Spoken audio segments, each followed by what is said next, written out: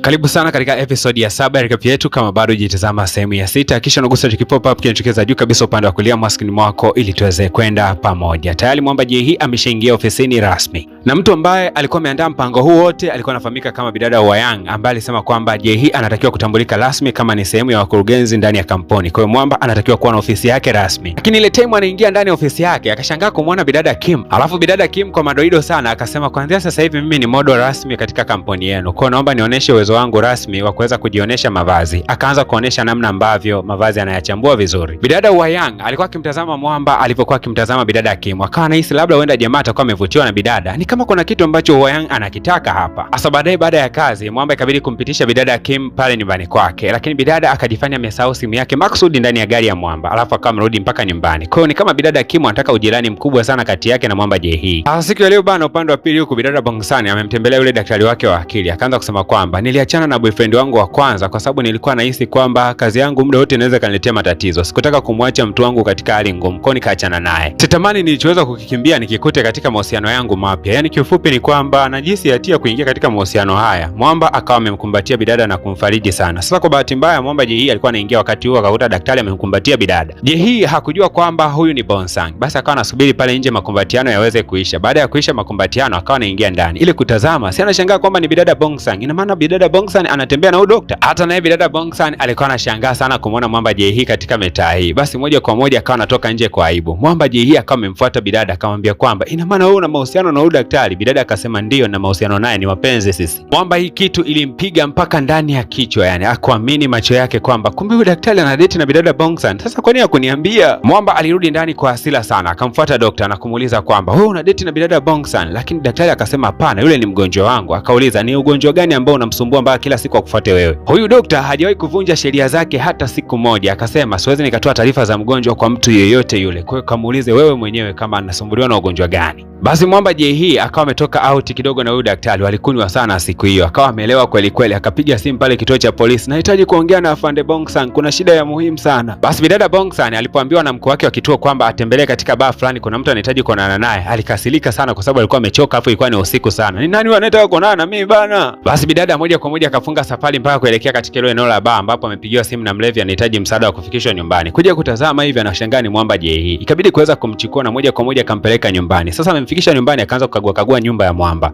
Ghafla bin vu akakutana na kale katoto ka bidada Wayang kakiwa kanatembea hapa ndani, akakasalimia. Baadaye kidogo akashangaa Wayang anaweza kujitokeza. Alafu Wayang ina maana anaishi katika nyumba moja na boyfriend wake.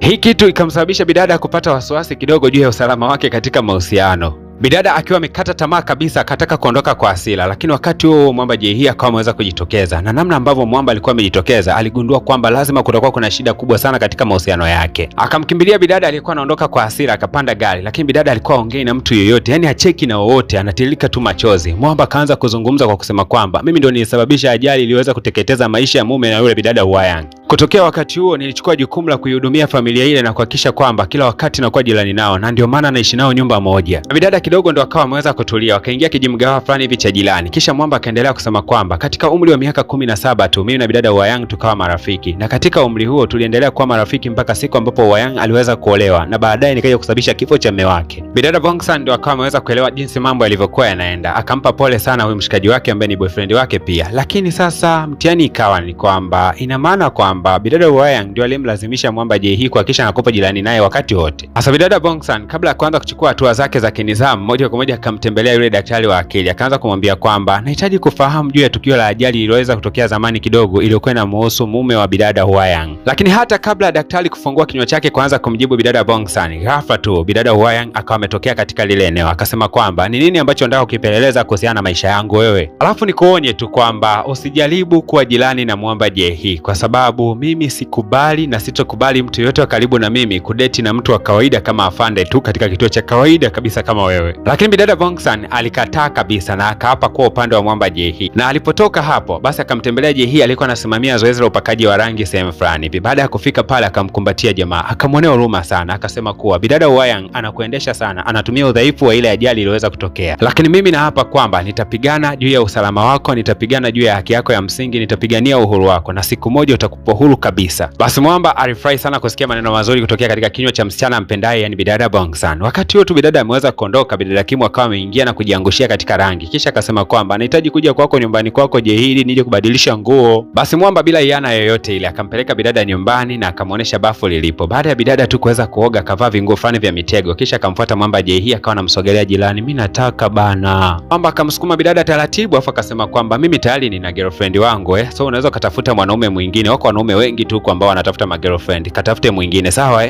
Siku ya kesho bana, kituo cha polisi palichangamka kidogo kwa sababu maafande walipokea pizza kila mmoja paketi moja moja. Mwamba alikuwa amewaletea kila mmoja na bidada Bongsan akawa amemwandalia moja. Basi bidada Bongsan alifurahi kweli kweli Lakini wakati huo tu anaendelea kuenjoy, mara simu ya Wayang ikawa inapigwa na kusema kwamba nakuhitaji ofisini mara moja bana, sitaki ukae mbali na ofisi, haraka sana. Ikabidi Mwamba aweze kumwaga bidada Bongsan na kuelekea ofisini kwenda kusikiliza bidada Wayang ana shida gani. Akafika akawa anamuonesha pale ujumbe ambao unatapakaa katika mitandao ya kijamii. Huu ujumbe unasema kwamba ile begi iliyokuwa imepotea bilioni 1.1 kumbe ulikuwa ni mchongo wa kampuni wenyewe ndio walikuwa wameweza kuandaa. Sasa bidada akawa anasema kwamba ni nani atakuwa amevujisha taarifa hizi zaidi ya yule afande. Mwamba Jehili akahitaji kupata udhibitisho kutoka kwa huyo mwandishi alikuwa ameandika ile habari. Basi akaenda kumhoji, na baada ya kumhoji kweli kweli yule mwandishi akasema kwamba bidada Bongsan ndio alikuwa amempa hizo taarifa. Lakini Mwamba hakumaindi sana kivu, akawa amekutana na bidada Bongsan. Hasa siku ya leo Mwamba Jehili akafanya kikao kwa njia ya mtandao na moja kwa moja akaanza kuzungumza kwa kusema kwamba amerudi ofisini rasmi na yeye ndio bosi na mkurugenzi katika kampuni hii, na kuanzia sasa atakuwa anachukua majukumu yake kama bosi kama kawaida. Mbaya zaidi kilichokuwa kimemkera bidada Wayang ni pindi alipokuwa akimshukuru bidada Bongsan na kumtambulisha kama mpenzi wake rasmi. Hii kitu ilimkera sana Wayang. Sasa bana, ikabidi moja kwa moja party iweze kuandaliwa na bidada akawa amepigia simu bidada Kim na kumwambia kwamba jiandae, siku leo tunakwenda kukutambulisha kama modo wa kampuni. Sasa katika party hii hata yule daktari atakuwepo, lakini pia na Mwamba Jehili alikuwa amembatana na huyu daktari wanaelekea huko. Sasa ile wamefika kwenye party, basi moja kwa moja bidada Kim naye akawa anashuka pale. Sasa Mwamba yeye alipoweza kuingia hapa, Mwamba Jehili akawa ameboeka sana kwa sababu haumuoni girlfriend wake, lakini mbaya zaidi ni kwamba hakualikwa hapa. Kwa hiyo ikabidi Mwamba kumpigia mpenzi wake na kuanza kumjuza juu ya kila kitu ambacho kinaendelea hapa katika maeneo ya party. Sasa wakati huo bidada Kim akasema nakuachia wallet yangu hiyo uniangalizie, mimi naenda bafuni mara moja. Okay bana, bidada Kim akawa ameondoka na kumwachia Mwamba wallet. Hasa kumbuka kwamba bidada Bongsan akiwa yuko pale nyumbani akiwa anampangia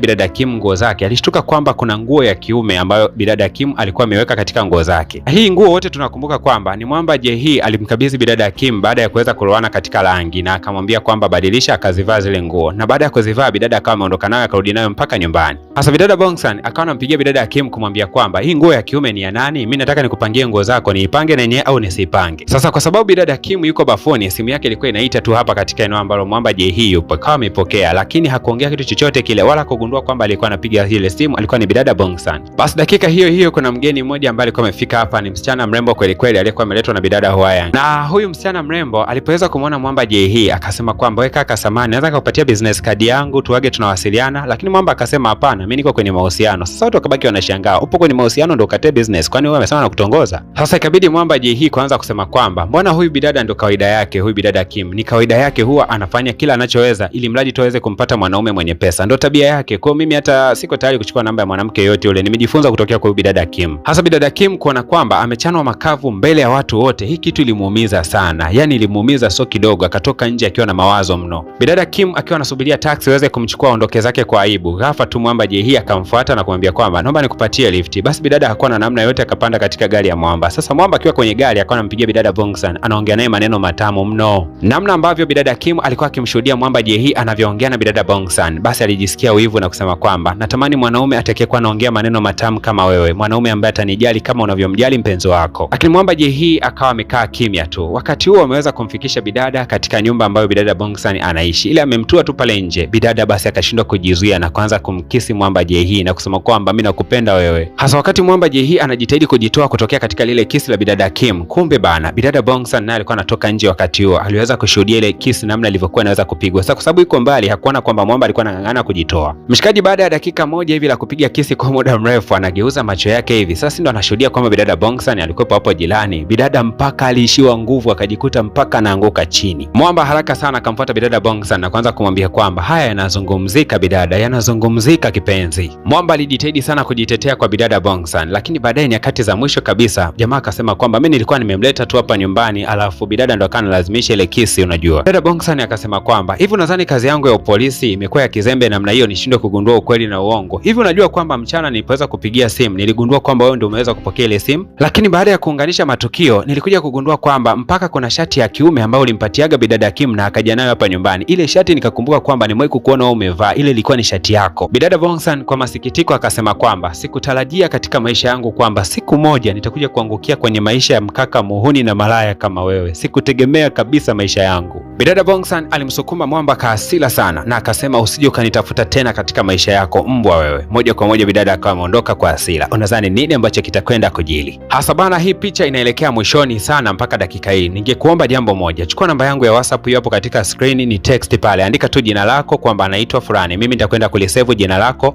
na utakuwa unaweza kuona status zangu. Kuna tangazo la filamu mpya ambayo itakwenda kuanza, nitalituma katika status yangu. Kwa ni muhimu sana ukiwa na namba yangu ya simu, kama ukiwa umeisave, nitumie tu jina lako na mimi nitakusave, kwa utakuwa unaona matangazo ya picha mpya ambazo zinakwenda kutoka. Lakini pia nikusii kugusa alama ya kusubscribe hapo na kutembelea katika channel ya mdhamini wetu kwa kuweza kugusa alama ya kusubscribe pia katika channel yake ili uweze kutisha sana na endelee kutusupport. Kumbuka kwamba picha hii tunakwenda nayo leo mpaka finali.